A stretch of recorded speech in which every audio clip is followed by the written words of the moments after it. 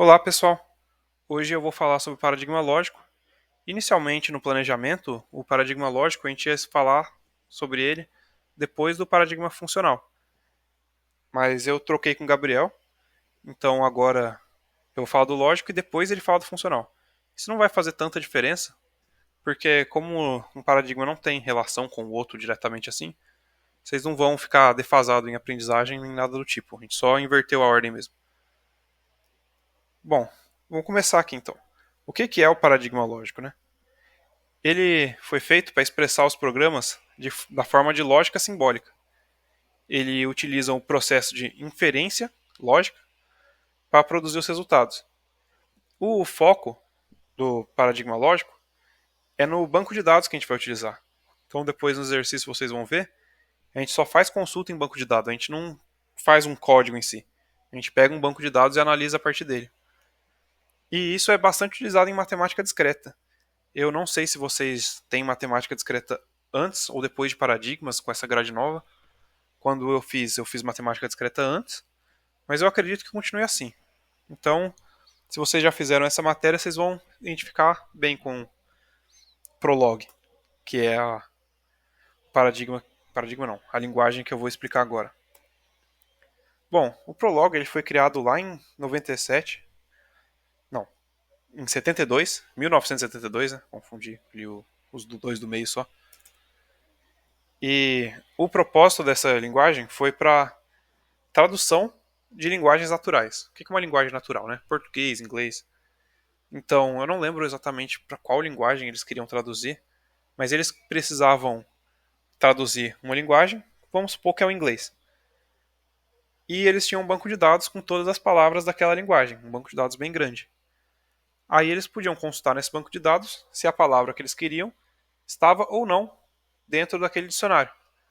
Então, por exemplo, eles pesquisavam lá se yes consta no banco de dados de inglês. Aí vai retornar que sim e vai mostrar que o que significa, que é sim. Foi para isso que eles criaram a linguagem. Mas hoje em dia o pessoal usa para outras formas.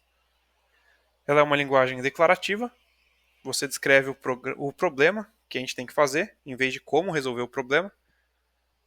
É um pouco do contrário do que a gente normalmente faz, né?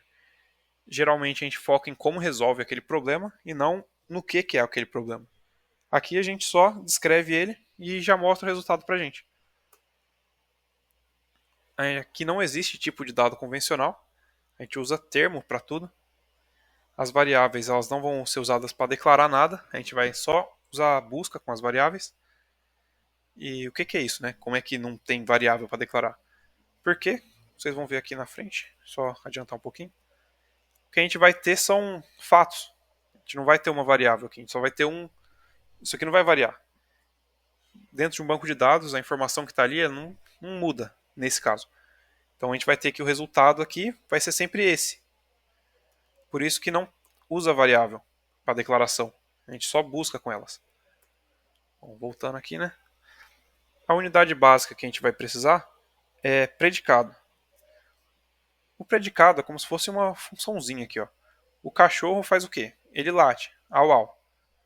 Então, primeiro eu coloco o que eu quero saber, o que o cachorro faz, né? Então, o cachorro, o que ele faz? Au au. Então, dentro do parênteses, eu vou colocar a ação esperada daquela busca. Então, quando eu buscar por cachorro, eu espero que ele retorne um au au. E aqui, no caso de Irmandade, estou colocando que Bob é o irmão de Michael. Então, eu consigo fazer uma condição dentro aqui, com uma vírgula. E também vou colocar que o Michael é irmão de Bob, né? Porque essa relação aqui é mútua. Tanto o Bob é irmão de Michael, o Michael tem que ser irmão de Bob. Não faria sentido se não fosse assim.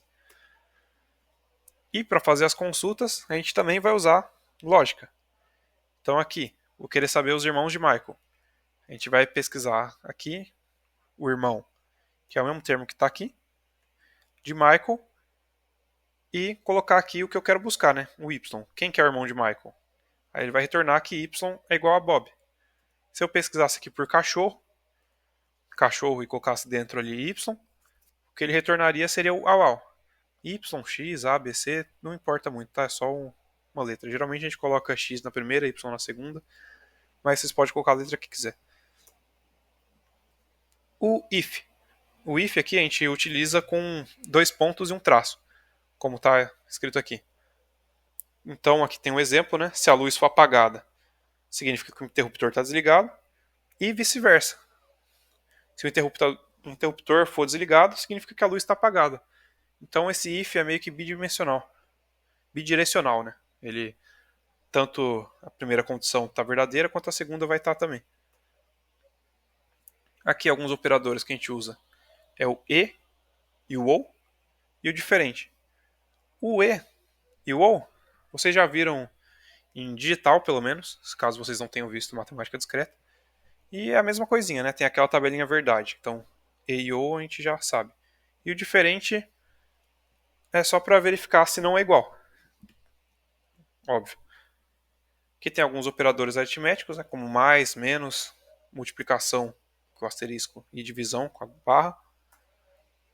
E aqui é o banco de dados que eu tinha mostrado antes. Eu tenho ele salvo aqui. Eu vou copiar. A gente vai resolver os exercícios de Prolog usando esse site aqui. Ele está no último slide, caso vocês queiram olhar. Eu vou resolver os exercícios de hoje com vocês aqui. Quando vocês abrirem aquele site, né, o swish.sui, ele vai dar nessa página aqui. Aí vocês vão vir aqui em Create a Program e colar o banco de dados, ou criar um, caso vocês queiram. Aqui fica o banco de dados, e nessa partezinha aqui, né, do ladinho, é onde a gente faz as nossas consultas. Então aqui, deixa eu seguir do exercício, eu vou querer saber o resultado de João e X. Aqui para mim, o que eu quero dessa variável, né? Eu vou vir aqui no resultado, ver o João, e eu vou querer saber o que vem junto do João. Então, no caso, o resultado daqui vai dar 8. Se eu fizesse o contrário, né? Tipo, os alunos que tiraram a nota 8. Aí aqui ele vai me retornar o João.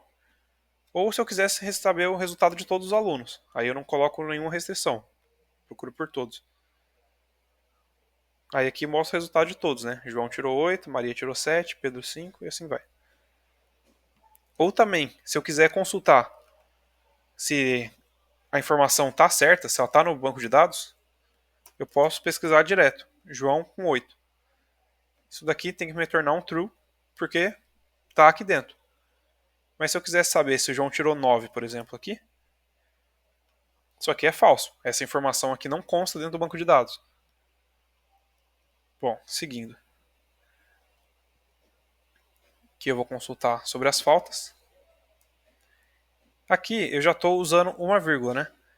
A vírgula é o e que eu mostrei aqui. Operador de e. Então, o que é essa expressão, né? Eu vou verificar as faltas, contanto, né? E que as faltas sejam maiores do que 0.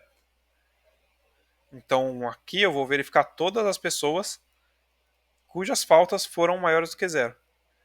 Então, quando eu rodar aqui, eu vou ter o João, que faltou 2 vezes, o Pedro, que faltou 5, e o José, que faltou 1 vez só. Tanto que é o que está aparecendo aqui no banco de dados.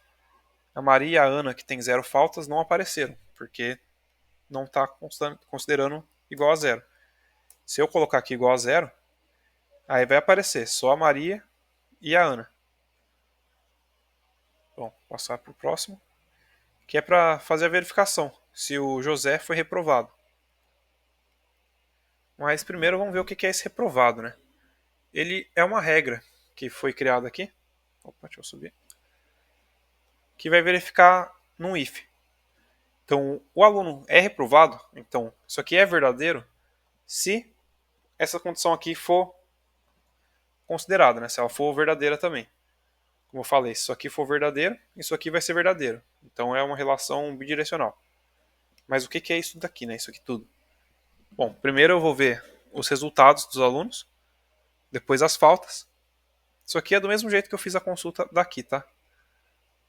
E o resultado aqui também. Só que aqui eu estou considerando com as duas variáveis.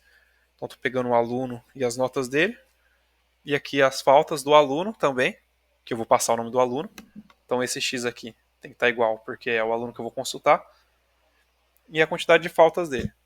Então, se a nota desse aluno for menor que 6, ou as faltas forem menor que 3, maior que 3, significa que o aluno está reprovado. Então, no caso do José aqui, quando a gente rodar, a gente vai ver que José não foi reprovado. Por quê? José tirou 6 e tem uma falta só. Então ele não cai aqui dentro desse caso. E o próximo exercício é justamente para criar, para ver se o aluno foi aprovado ou não. Que é o contrário do reprovado, né? Então, aprovado x aqui vai ser verdadeiro se o resultado do aluno com a nota dele e as faltas desse aluno forem o contrário dessa condição daqui, né? Então ali em cima eu estou verificando se ele está aprovado. Então se for menor, maior, aqui se ele for menor que 6 ele está reprovado. Então aqui no caso eu vou colocar maior. Só que nesse caso tem o igual também, né? Então acho que é assim.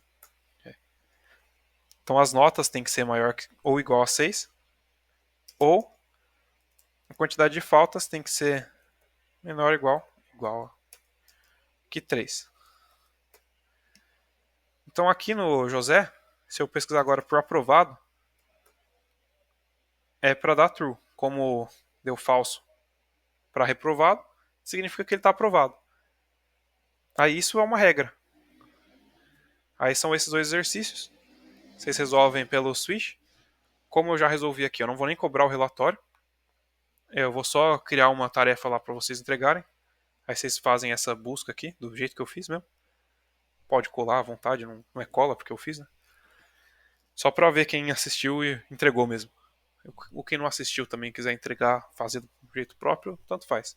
Eu não vou ligar para isso. Na próxima aula, a gente vai continuar falando de Prolog. Vou dar um spoiler aqui já. Só que a gente vai ver alguns exercícios um pouco mais chatinhos. Que é usando um banco de dados já existente, né? Que é esse Movies. Então, só para continuar o spoiler, a gente viria aqui no banco de dados dele, que é de exemplos. A gente vai pegar o exemplo de Movies aqui. Que está por aqui. Enfim, depois eu encontro certinho e mando o link. Mas é isso. A aula de hoje foi só isso. E obrigado pela atenção. E até a próxima.